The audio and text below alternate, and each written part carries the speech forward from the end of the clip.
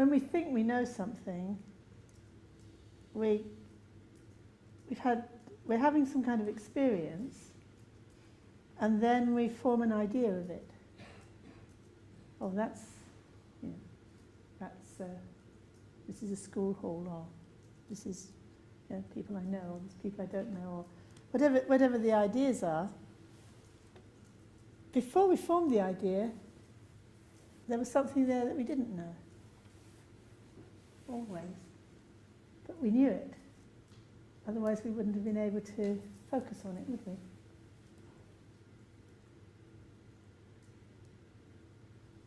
So first we didn't know, and out of that not knowing, we formed an idea of what it was. And then when we formed the idea of what it is, we could reflect back, couldn't we, and check. Is it? Is that right? I think I'm here. Am I? Am I? And then, yes, I think I am. Are you sure? So you're going back from, I don't know it. Where do I check whether I know it or not? Exactly in the same place where I didn't know. Interesting, isn't it?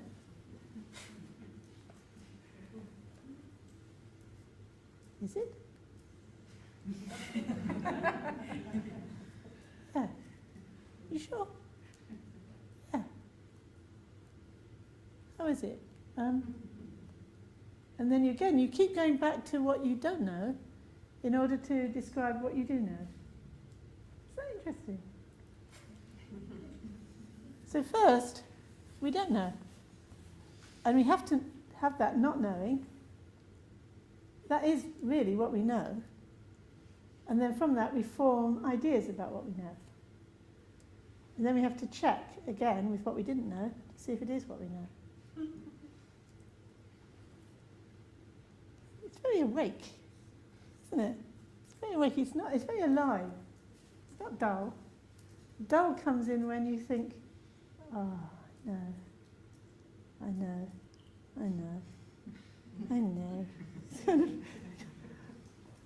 Or dull goes, well, I know this, and I know this, and I know this, and I know this, and this. It's kind of like more and more thinking, isn't it? But then, do I really know any of that?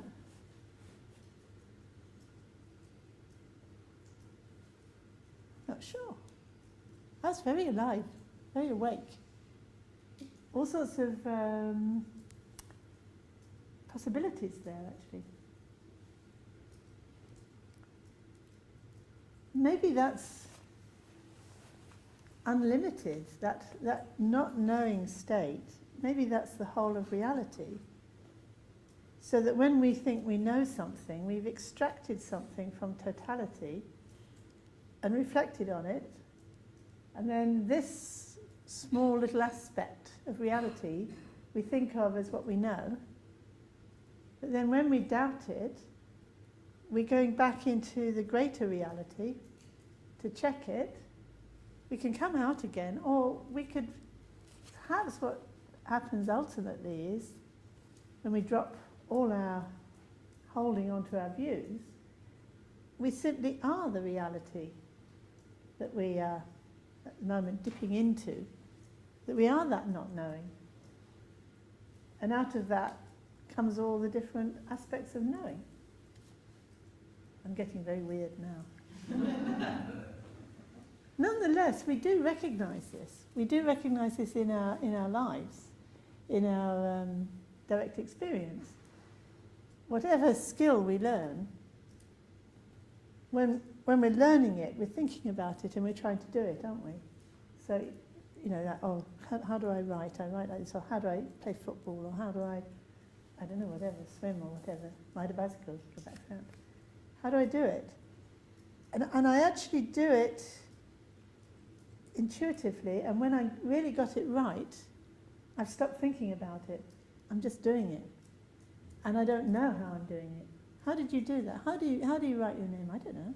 Just do. How do you pick this glass up? I don't know. How do you move your arm? Which part do you move first? How do you move it? How do you know how far that glass is? I don't know. If I think about it, I don't know.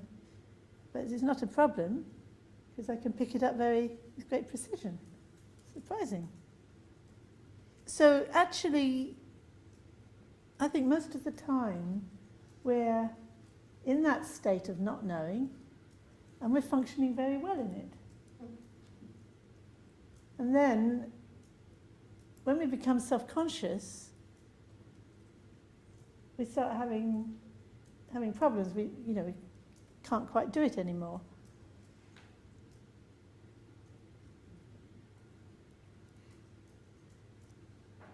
So when we pay attention, what happens? We're not self-conscious when we're paying attention, are we?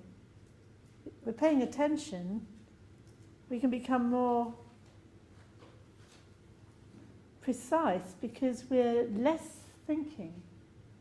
We're not thinking so much when we're paying attention. When we're absorbed in something with full attention, we're almost like lost in it, aren't we? We become it.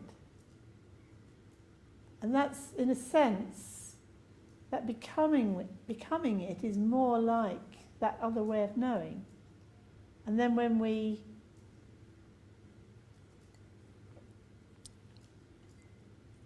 create an idea of it, and then try and check it, we're on the edge of the not knowing and then the reflecting out of it and the reflecting back to it. It's what we do when we speak, isn't it? Right? We want to communicate something, so there's something there that is not yet communicated. Then we find the word for it, and it pops out. It does with me anyway. It just pops out. And then if the other person I'm talking to, or myself, when I'm hearing myself talking, if it's the right word, then it goes somewhere else. It goes to something that means something. And then the word has helped me find it. But it's only played a role. It's just a part of the process, because the actual process is much more direct. I actually know it, and I know when I know it. And then I can communicate it. I can actually produce a word that might bring it back to me or bring it back to somebody else. So this wonderful process that's going on between the words and the knowing, where the words aren't a problem actually, and if the word is a concept, the concept isn't a problem. And then there's a moment where the concept has become a problem because we've got stuck in it. And this is when it becomes a view. We've got stuck in that concept, and it's died.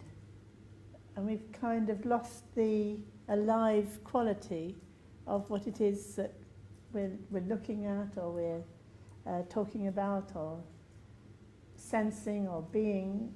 It's become kind of like a thought that we've lost the life in it somehow. So that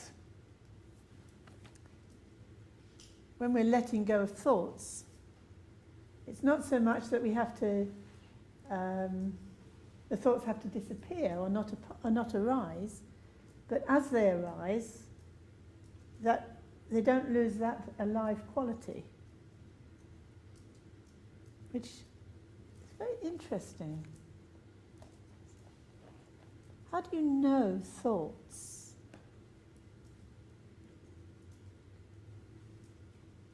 Is there a central headquarters from which you know them? Or are they knowing themselves?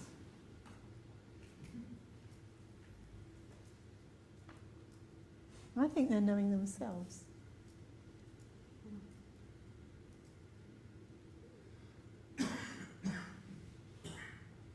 And my idea that I know them is an idea,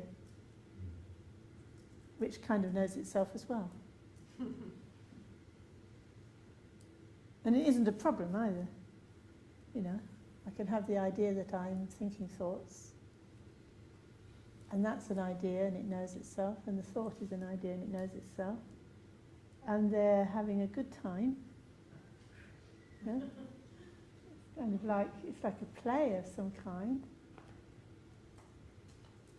And it's full of qualities. It's full of amazing qualities. Like, you can have a thought of, as I was saying yesterday, have these vast thoughts, or these vivid thoughts, or playful or clever thoughts. And there's this idea of me going in and out, and the thought going in and out, and enjoying it, coming in and out. And it's not a problem, and none of it's a problem. You can sit there in meditation, that can all be going on, and it's not a problem. And then at a certain point, it's a problem and it's not working. And that's the interesting thing. What's the difference? You're asking me, aren't you? I don't think I'm going to be able to tell you. I'm still working on it myself. There's something very alive about it, though. As I get,